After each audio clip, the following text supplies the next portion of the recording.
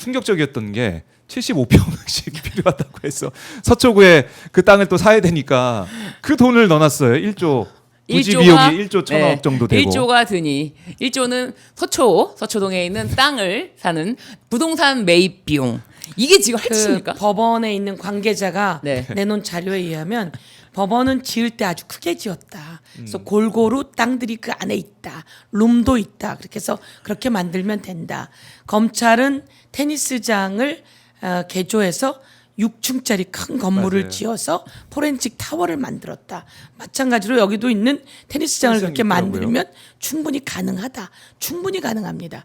그래서 저희도 법원에 다 다녀와 봤지만요. 예. 충분히 가능하고 이 대법관을 늘리는 이유가 뭐죠? 대법관을 늘리는 이유는 법원을 야단치려고 늘리는 게 아닙니다. 이건 사법개혁이라고 하는 것은 법원을 개혁한다라고 하는 의미 속에 국민들이 법원에 가서 법적 판단을 요청합니다. 네. 그런데 대법관 한 명당 3천 내지 4천 건을 해소해야 돼요. 그러다 보니까 해결도 못하고 질질 끌리고 심리불속행이라고 그냥 기각하는 것이 많고, 그렇다면 국민들에게 올바른 사법 서비스를 드리려면 대법관 한 명당 너무 많은 사건이 있으니 그것을 좀 나눠야겠다. 그래서 대법관을 늘리자. 이 사법개혁은 국민들을 위한 사법개혁인데 여기서 돈 얘기하면서 못한다라고 버틸 이유가 없는 거죠. 그런데 저는 솔직히 아이고 이렇게 조이대가 네. 못된 짓 하는데 대법관 더 늘려줘서 높은 사람 더 만들어주네? 사실은 이런 거거든요. 그런데 그렇지만 국민들이 사법 서비스 그리고 이 자기 목숨이 걸려 있는 것들 아닙니까? 이런 것들 좀 더 빨리 해달라고 대법관을 더 만들어서 빠르고 공정하고 신속한 재판을 하라고 하는 그런 사법개혁인 거죠. 네, 그런 사법 개혁인데 돈 얘기를 하고 있다. 아니면 법원은 서초동에 계속 있어야 돼요. 이것도 참 말이 안 되고. 그러니까요. 반드시 서초동에 있어야 할 필요도 없지만 지금 어쨌든 마지막 발악을 하고 있는데 그 발악하는 방법이 국민들을 더 분노하게 만들고 있음에도 불구하고 사법개혁이라는 거는 어쨌든 쉬운 일은 아닙니다. 그리고 지금 네. 사법개혁에 대해서 조의대에 대해서 5월 8일부터 법원 노조에서는 이건 탄핵감이다라고 이야기했지만 아직 그런 얘기가 수면 위에 떠오르기 전에 지금 다시 한번 뭐 이런 대법원장에 대한 이야기를 하니까 오히려 국민의힘에서는 이걸 오히려 사법부 독립을 훼손하는 걸 문제를 삼아서 오히려 이재명 대통령을 탄핵하는 걸 고려해보겠다, 검토해보겠다 이런 이야기까지 하고 있습니다. 좀 기가 찰 노릇인 것 같은데 어떻게 보셨습니까? 기가 찰 노릇이죠. 여기서 예. 근데 정리 한번. 어. 사법개혁은 어려운 게 아닙니다. 어허. 사법개혁이라고 하니까 어렵다고 생각하는 거고요. 네. 아까 대법관을 늘리는 이유는 무엇입니까? 국민들의 사법적 요구가 있는데 그것이 계속 시간이 끌고 신속하지 못하고 오래 걸리기 때문에 대법관을 늘려서 빠르게 판결 내라고 하는 것이 사법개혁이고요. 두 번째, 법원에 대한 평가를 할 때 외부에서도 평가하자 이런 겁니다.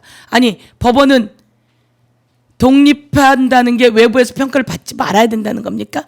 말도 안 되는 소리입니다. 그리고 추천할 때도 외부에서 추천 인사도 넣자 이런 겁니다. 헌법에는 대법원을 규정하고 사법권을 법원에 속한다라고 했지만 사법권의 법관이라든지 네. 법원의 조직은 모두 다 법률로 정하게 되어 있습니다. 행정법원, 가정법원 모두 다 법원 설치법으로 만든 겁니다. 이런 상황이기 때문에 사법개혁 어렵지 않습니다. 그런데 그걸 버티고 저항하지 마세요. 그리고 법원의 독립은 네. 국민을 위해서 잘 판단하라고 있는 거지 윤석열을 보호하라고 있거나 지기현처럼 그렇게 하라는 게 독립이 아닙니다. 이렇게 잘못할 때는 입법부가 법으로 제재를 가해주거나 여론이 국민이 너희들 잘못하고 있다라고 지적해주면 스스로 자정 노력을 해야지 되는 거죠. 이런 상황 속에서 국민의힘이 화들짝 놀래서 뭐 여러 가지를 하는데 탄핵안을 발의하려면 기본적으로 국회의원이 몇 명이 필요한지 아십니까? 100명. 150명이 필요합니다. 과반이 필요하고. 과반이 필요한데 예. 국민의힘은 107명이에요.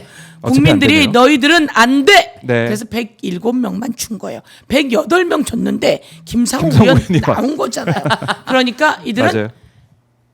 탄핵안 대표 발의할 수가 없어요. 그리고 이재명 대통령이 이렇게 잘하고 있는데 탄핵을 해? 그러면 다음엔 이 국민의힘은 더 줄어요. 아니 다음엔 해산 절차 들어갑니다. 네. 지금도 차곡차곡 챙기고 있잖아요. 무슨 해산 절차가 있는지 네. 그런 상황이 되기 때문에 네. 장동혁 의원, 장동혁 대표 예. 명심하세요. 잘 알잖아. 그렇게 하면 안 돼. 그렇게 하면 국민의힘 해체되는 수가 있어. 아니 해체로 가고 있는데 그거라도 막아야 될 거 아닙니까? 저는 이렇게 조언 드리고 싶습니다. 조언을 드렸는데, 근데 장동혁 대표 말씀하셨으니까 이번에 뭐 교회도 찾아가고 예. 교회 찾아가서 뭐 마이크 잡고 뭐 전쟁 얘기도 하고 막 그렇게 얘기를 하더라고요. 네. 종교 탄압하고 있다는 주장도 하고. 근데 이번에 이제 예. 교회를 찾아갔을 때는 오히려 장동혁 대표에게 다른 주문을 교회에서 하지 않습니까? 네. 그러니까 세계로 교회 소년부 목사 구속자라고 가서 이제 부산에 내려가서는 뭐 제가 종교 탄압을 막아내는 일을 이 시기에 하게 될지 몰랐습니다라고 했는데 정작 개신교 측에서는 네. 내란을 뛰어넘어서 국민들을 봐라, 국으로 가지 마라, 이런 조언을 듣고 어리둥절 나의 갈 길은 어딘가. 그러니까 국민들의 목소리를 들어야 되는데 지금 얄팍해. 네 보니까 오늘 아침에서도 이런 얘기를 한 것 같네요. 권성동 이제 구속에 대해서 장기 집권 위한 야당 말살이다 이런 얘기를 했고, 조이대 사퇴 압박은 반헌법적이다. 또 역시 또 대통령 탄핵사이다 뭐 이런 주장을 또 똑같이 반복을 하고 있습니다. 그러니까 이걸 이제 국민들이 듣고 네. 지지를 할 수 있겠냐 이 말씀이죠. 맞는 말씀입니다. 예.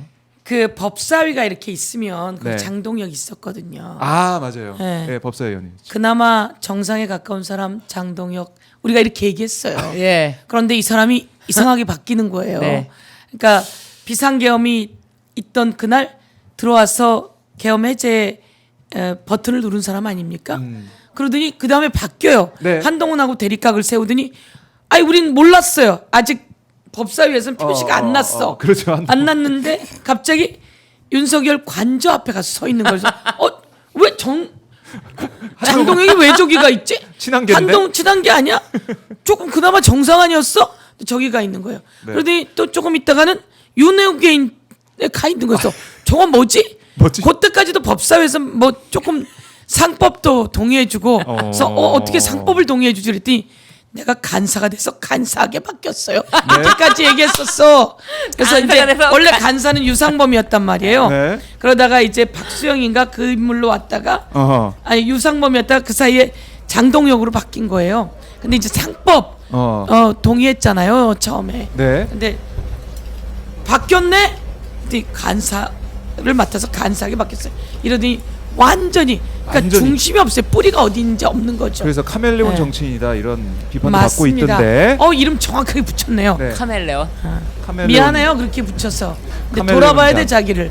네. 돌아봐라. 네. 자, 한학자 총재가 이제 도착을 하고 있습니다. 자, 차 모습 보이죠? 비가 내리고 있는 가운데 한학자 통일교 총재가 특검 조사를 받아 나오겠습니다. 그러니까 종교는 정치에 개입하면 안 돼요. 네, 종교가 분리돼 예. 있는데 대한민국. 종교가 정치에 개입하면 안 돼요.